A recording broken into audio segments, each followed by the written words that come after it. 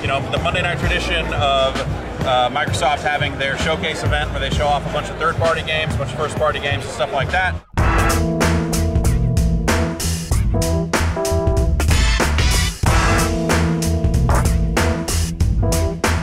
I don't know, those guys have cat heads. This guy's trying to pass.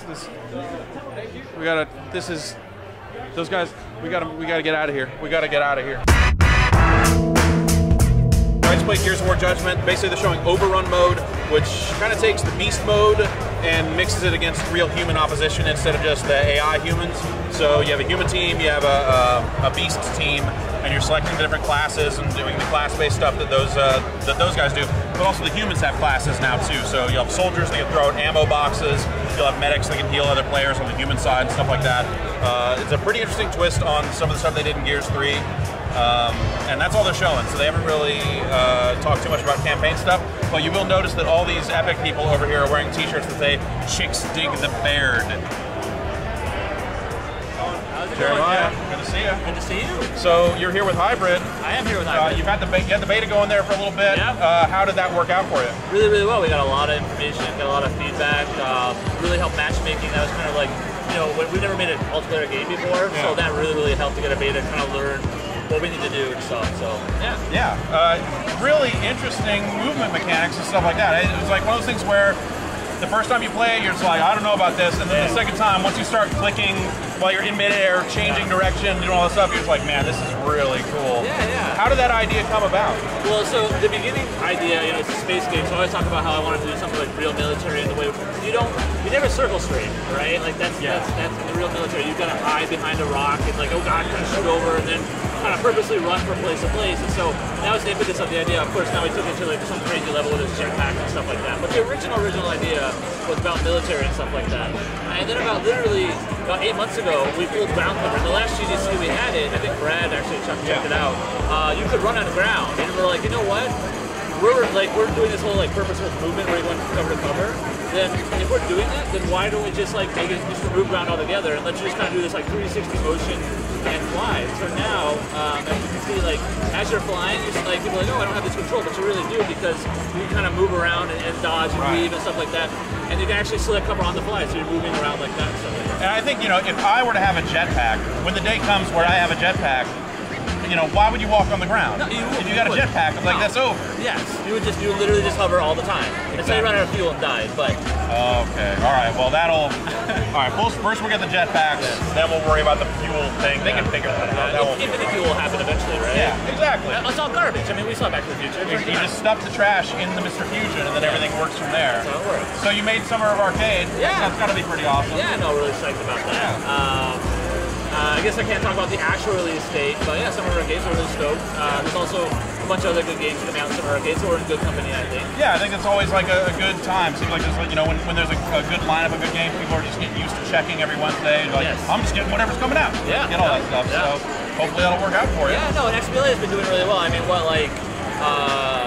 Phil announced at 2 million units for Minecraft. Yeah, and then trials.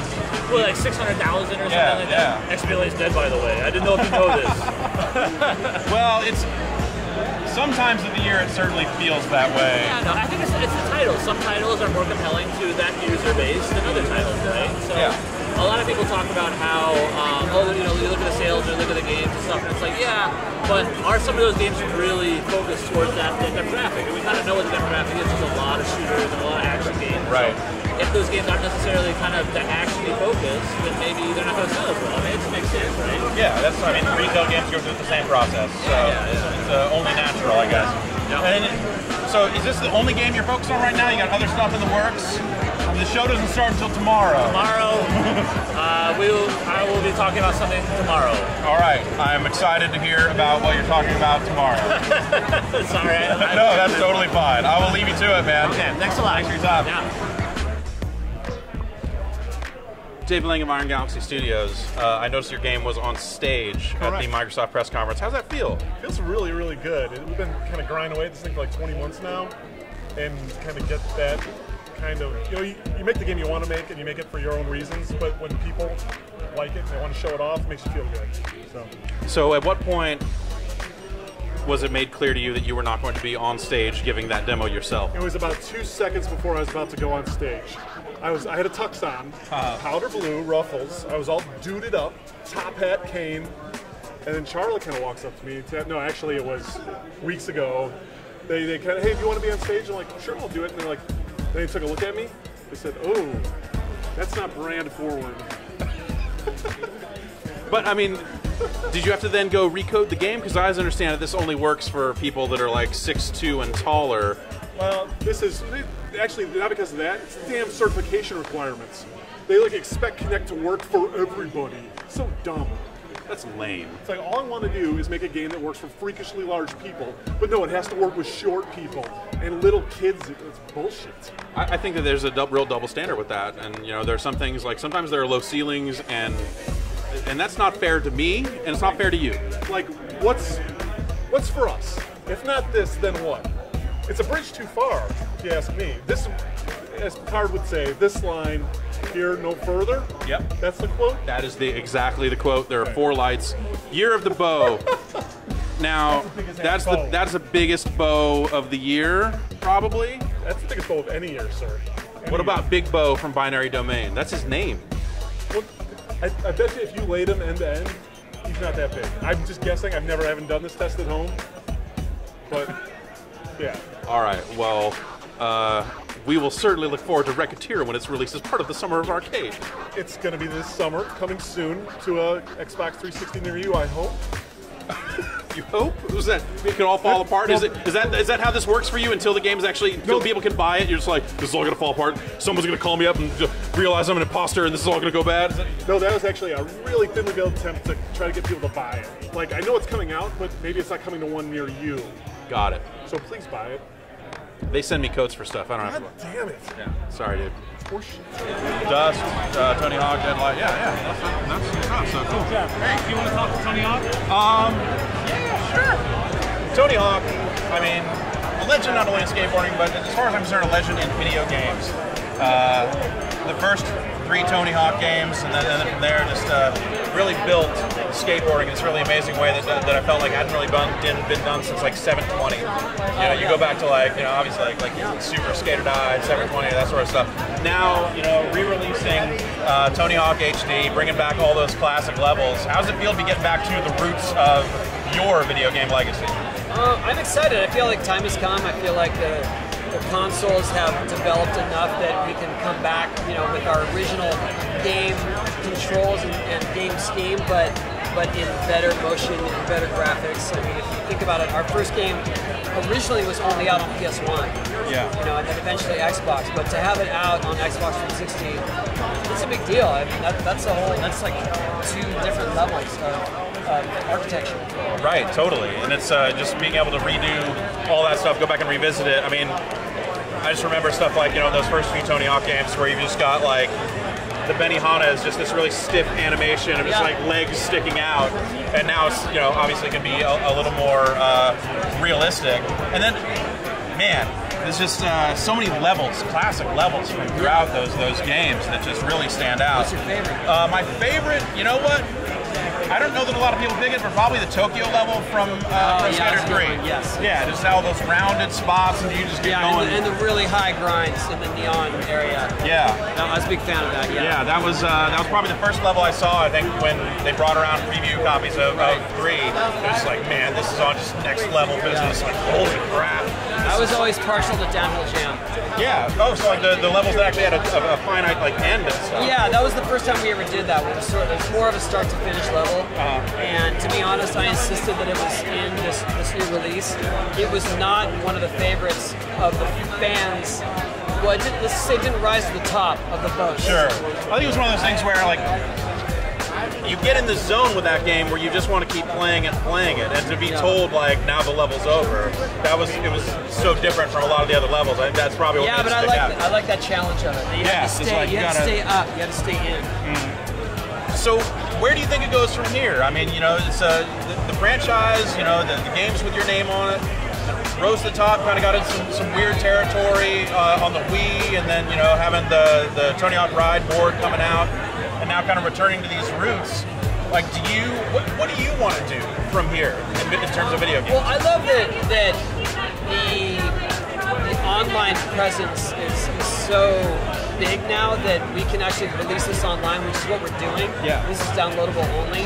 And in that, we can just release a little bit at a time with new levels, with new skaters, tricks. I mean, to be honest, I want to do maps that we haven't done before, not just best of. Do like new stuff. New stuff, yeah. So this sets the foundation for that. And I'm excited because it's not these expensive discs that you've got to buy each time to upgrade. It's just boom, here's some new. There's another $5, get some more levels. Yeah, exactly. And so I think the online era has finally come of age. We always dreamed of it, we always talked about it, but the bandwidth wasn't there. People really weren't using it, and now they are. So if you had to pick outside of the games that you've been involved with over the years, skateboarding games prior to that, are there any that stick out in your mind from the early days? Of all any games? Yeah, of any just skating games, or even just any games actually overall. Like what do you draw inspiration from when you go to them and say, hey, here's what we should be doing for games? The original Mario Brothers got me into home systems, Super NES for sure, and that showed me that this is possible to do something at home. But beyond that, Marble Madness got me into computers. Like I had to buy a Commodore Amiga because Marble Madness was available for it, and that was my gateway to learning how to use Macintosh and learning how to use computers, and I appreciate that. Yeah, that's pretty awesome. Well, Tony, thanks for your time. I don't want to take too much of it here. I'll let you get back to it. Thanks, man. Thank you. Yeah.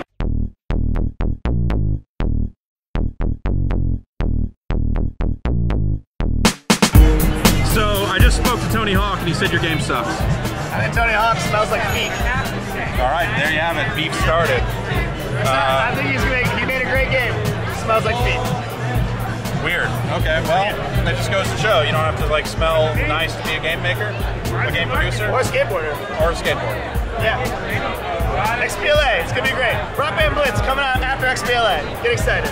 After the Summer of Arcade? After Summer of Arcade. It's the post-summer It's of Arcade? the fall of Arcade. It'll be the fall of Arcade. Okay, the fall of Arcade. We're burning this shit down. We went to the top of the floor and we're burning it down from the roof. This is gonna be the last one of these things. Next E3 Monday night, what's going on? Nothing. Nothing. And it's over. What's Usher really like? He's actually really nice. Really? He looked like he was probably pretty nice. He's really nice. He really likes our game a lot. And he like choreographed the routines of the game. It's like not a thing. Like we don't just like write checks to people who have nothing to do with dancing and have them come perform on stage. That's not our style. All right. We work. I was gonna offer, like maybe I could choreograph some stuff for you. I got moves. But yeah, exactly. If you want some Midnight Brown of the game, I can license that to you. So Dance Central 3, I mean, I have to imagine at some point you're like, all right, we're gonna make a third one of these. We gotta do something. There's already two of them. Yeah. What's up? So, Dance Central 3, we were like, hey, we should make another one because people like it. But like maybe we should like get a little broader in the music. Let's go maybe back to disco, some moves like the butt. And one of the things people actually always ask for, and this is for reals, not spitting marketing copy shit at you. Sure. People have asked for like real routines that they want to play. So like the hustle, like the Dougie. People want to say, when are you gonna have the Dougie so I can learn how to do it? I lived with a couple of girls that tried to learn the dance routine from "Can't Get You Out of My Head" by Kylie Minogue, which we have in the game. Is it the actual routine from the video? Because I learned part of it. Yeah. That was in Dance Central 1. God, it was, wasn't it? So in Dance Central 3, we have crazes, which are these iconic moves from the past. You got the hustle, the Dougie, some other stuff that we're not announcing yet. Usher's OMG and Scream, which are going to be sort of new crazes. And what we're doing is to make it a little contextual. It's like, oh, that's great, but like it's sort of random to have like all these like guys in hip hop clothes dancing the hustle. That looks lame and weird. So instead, we're sending you literally back in time. Back in time? Yeah, so behind me right now, we're in the 70s. We're at our roller rink venue with some stylized clothing. And we have these agents for our group we're calling Dance Central Intelligence, who are fighting some dance crimes we'll talk about later this summer, and they've been sent back in time to fight dance crime. I have committed dance crime over the years. I've seen it. Is it the same crew from the previous games? Like you bring a lot of those characters back, but in new forms? Yes, we got a couple new characters, some fan favorites from the past. They're all styled in like an era outfit, so we have a 70s crew, an 80s crew, a 90s crew, all the way to present day, and then you'll also unlock sort of modern outfits as you get through those timelines. So it's actually pretty ridiculous. And then we have a whole party mode Dance Central is the best party game. I like to party. You like to party? Do, do, do, do, do, do. Yeah. We should get that song. We should get that song. You should get that song. So yeah, now 4 versus 4, sort of Mario Party. Crew Throwdown's the name of the mode. It's a bunch of mini games. We throw you up there. We say, hey, create a move, challenge somebody else to dance off, like sort of horse style, like I dance a move and you have to dance it. Okay, Match back and forth. We have a mode called Keep the Beat, where we see if you're dancing in time, and we give you a multiplier based on how well you're keeping the groove. You can steal someone else's groove if they're keeping it. And then yeah, dance battle performance. So basically, if you want to throw a party, we got a thing where you can raise your hand and just get dancing right away. We also have a thing where 4 of you and 4 of your friends can go head to head in a big, like, structured party. Best soundtrack, fucking time travel shit. Anyway, we're making this game. It's gonna be good. When is Dance Central 3 coming out? I don't know. Great. And that's it for the Microsoft Showcase, the best of Xbox and Dance Central 3.